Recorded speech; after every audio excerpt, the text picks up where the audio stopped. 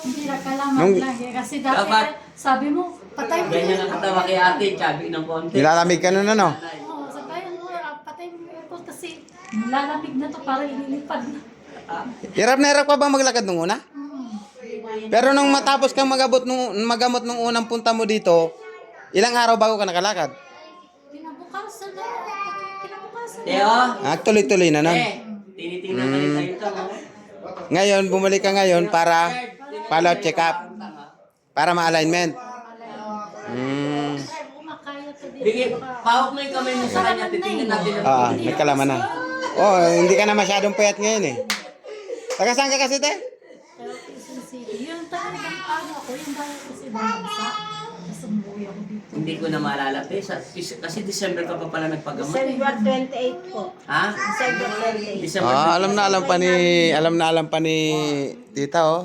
Nakasabayan pala niya. Kasabayan namin yan. Naka-yellow siya na blouse. Oh, pati damit ka. Tanda-tanda.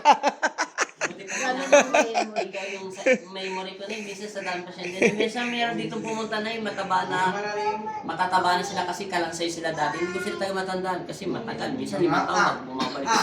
Yung lalaki nagpagamot dito na pumunta lang ng sapa para kumuha ng kawayan. Pag ahon niya, hindi na siya lalakad. Yung may tungkod na mataas. 5 years yun, dati ginamot, kinulang din yun. Ngayon naman na maligno siya. Ganon din ang sakit niya, hindi rin siya nakalakad. Ngayon, minagic lang ni Cristo ulit.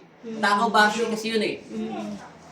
Isipin mo 5 years bago lang siya pumalya ulit. Kaso kung hindi pa siya kumuha ng kawayan, hindi pa siya makapunta rito. Para lang siya nagdahilan.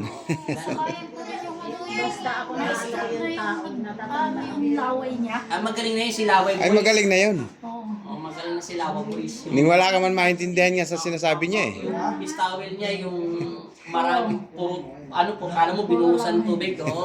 Magaling na si Laway Boys.